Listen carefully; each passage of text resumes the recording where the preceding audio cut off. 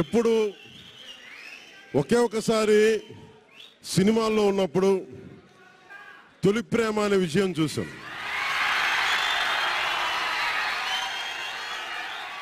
ఆ తర్వాత నాకెవ్వరు నేను విజయం సాధించానని కానీ డబ్బులు వచ్చినాయని కానీ ఏ ఒక్క సినిమా విజయం చెప్పలే. నాకు నా జీవితం అంతా ఎప్పుడు కూడా దెబ్బలు తింటానో, మాటలు పడతానో, తిట్టించుకుంటానో. నేను ఎంత ఎదిగా నాకే తెలియదు. మీ గుండెల్లో ఈ రోజు నన్ను తీసుకొచ్చి 21 గెలిచే వరకు నాకే తెలియదు.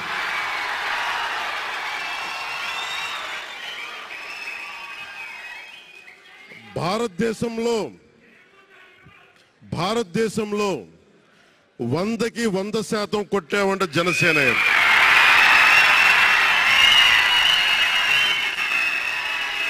నూటికి 100. ఇది ఎందుకు ఈ విజయం జనసేన లేదంటే జన సైనికులు, వీర మహిళలో జనసేన నాయకులది కాదు, కేవలం వారిదే కాదు, 5 కోట్ల మంది ప్రజల ఆకాంక్షదే. మార్పు కావాలి.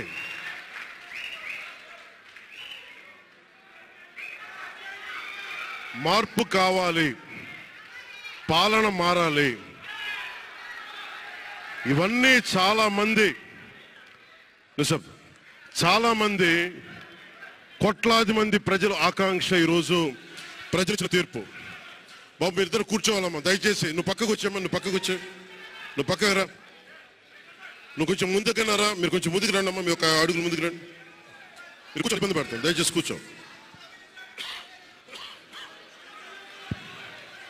కూర్చోవాలయ్యా, మీరు కూర్చోవాలి. మీరు మొత్తం సభ ఆపేస్తున్నారు. మీరు సాగర్ పక్కర. ఇది మనందరికీ చాలా జాగ్రత్తగా ఉండాల్సిన సమయం. ఇది కక్ష సాధింపుల సమయం కాదు. ఇది ఆంధ్రప్రదేశ్ భవిష్యత్తుకి బలమైన పునాది వేసే సమయం. అన్నం పెట్టే రైతుకి అండగా ఉండే సమయం ఇది. రక్షణ లేని ఆడబిడ్డలకి రక్షణ కల్పించే సమయం ఇది. ఆడబిడ్డల్ని, మహిళల్ని వారి కాళ్ళ మీద వాళ్ళు నిలబడగలిగేలా చేసే సమయం ఇది. నేను ఈరోజు ప్రభుత్వ ఉద్యోగులు కూడా మాటిస్తున్నాను. కంట్రిబ్యూటరీ పెన్షన్ స్కీమ్ నేను చెప్పాను, నేను బాధ్యత తీసుకున్నాను, నేను మర్చిపోలా. ఏరు దాటాక తెప్ప తగిలేసే రకం కాదు నేను. కాంట్రిబ్యూటరీ పెన్షన్ స్కీమ్ దానికి సరి సమానంగా అది కానీ మీకు న్యాయం వచ్చేలాగా సంవత్సరం లోపు తీసుకొస్తాను అని మాట ఇచ్చాం. తీసుకొచ్చి తీరుతాం. ఆ మాట మీకు ఇస్తున్నాం. మెగా డిఎస్సి నోటిఫికేషన్ విడుదల చేయించే బాధ్యత మనం తీసుకుందాం.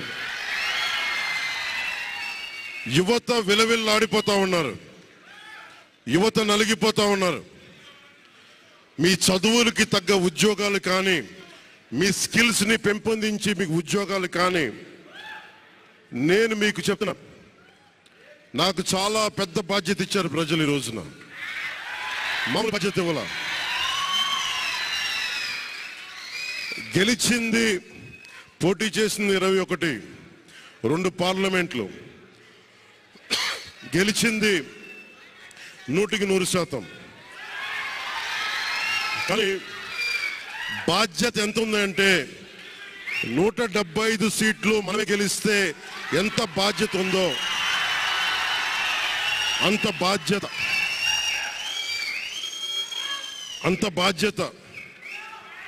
బాధ్యతతో మేము పనిచేస్తాం. యువత నలిగిపోయి నేను మర్చిపోలేదు. ఆడబిడ్డలు ఇబ్బంది పడిపోయారు, మేము మర్చిపోలా. సగటు మధ్యతరగతి మనుషులు నలిగిపోయారు. రోడ్లు వెయ్యేలా గుంతలు వేశారు, అరాచకం చేశారు. అవన్నీ శాంతి భద్రతలు చాలా చాలా బలంగా ఉంటాయి, మీకు నేను మాటిస్తున్నాను. అతి తక్కువ వ్యవస్థల్లో రాజకీయ ప్రమేయం చాలా తక్కువ ఉండేలాగా అధికారులని వారి పని చేసుకునేలాగా ఈ ప్రభుత్వం ఉంటుంది, కూటమి ప్రభుత్వం ఉంటుంది.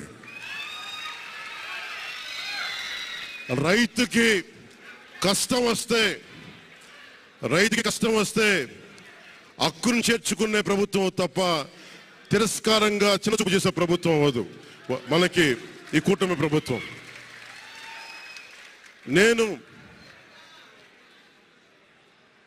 నాకు రాజకీయాలు డబ్బు అవసరం లేదు. నేను మీకు మళ్ళీ చెప్తున్నాను. మీకు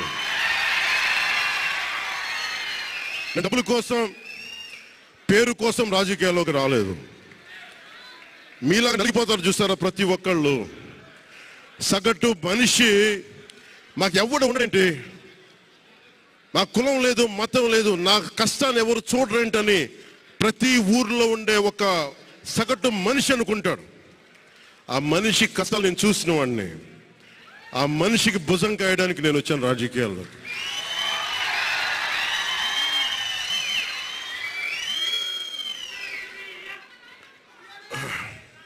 ఎక్కడికి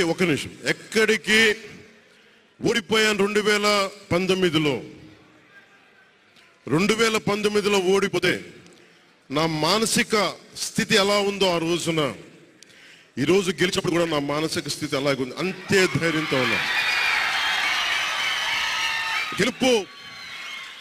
గెలుపు నాకు బాధ్యత ఇచ్చింది కానీ అహంకారం ఇవ్వలేదు, రాదు. ఇంకా భయం వేసింది. అందరూ నాకు శుభాకాంక్షలు తెలియజేస్తా ఉంటే నాకు భయం వేసింది. ఎందుకంటే ఇల్లు అలకగానే పండగ కాదు ఇది. ఇల్లు అలకగానే పండగ కాదు. చాలా బాధ్యత కూడుకున్నది. భీమవరం, గాజువాక 2 చోట్ల ఓడిపోయినప్పుడు ఈ రోజున ఇంతమంది ఉన్నారు. ఆ రోజున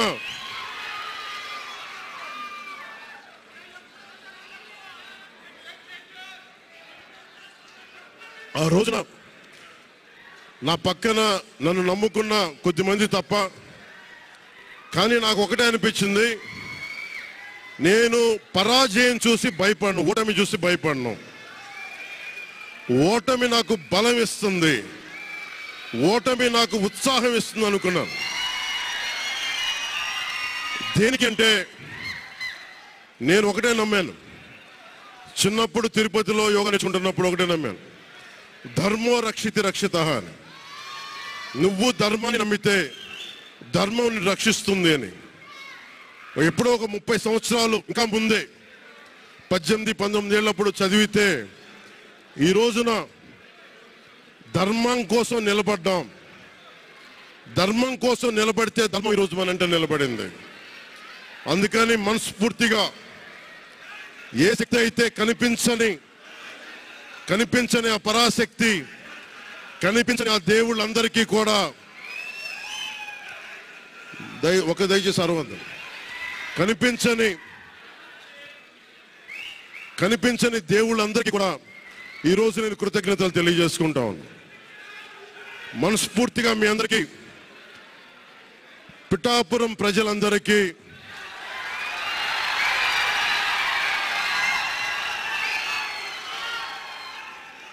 మీరు పిఠాపురం పురజనులకి, పెద్దలకి, ఆడపడుచులకి, అక్క చెల్లెలకి, యువతులకి, కథం తొక్కిన యువతకి, కథం తొక్కిన జన సైనికులకి, జనసేన నాయకులకి, తెలుగుదేశం నాయకులకి, తెలుగుదేశం శ్రేణులకి,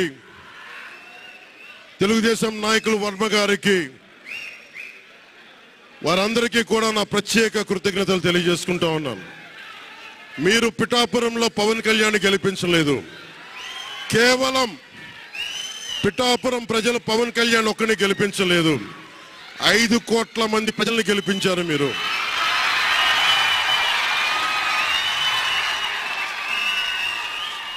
నాకు బలం ఇచ్చారు. ఈరోజు మీరు గుండెల్లో పెట్టుకొని ఓడిపోతే ఇంత బలంగా నిలబడినవాడిని, ఓడిపోతే ఇంత బలంగా నిలబడ్డవాడిని. మా ఇంత గెలిపించి కాదు మీరు ఇచ్చింది, చిన్నపాటి జయం ఇవ్వాల, ఆకాశం అంత విజయం ఇచ్చారు మీరు మాకు, మా కూటమి ప్రభుత్వానికి. ఇది గుండెల్లో పెట్టుకుంటాం, నిలబడతాం, నిర్మాణాత్మకంగా పనిచేస్తాం. మీ కష్టాలలో మీ ఇంట్లో ఒకటిలాగా నేను ఉంటాను, మీ అందరికీ మాటిస్తున్నాను.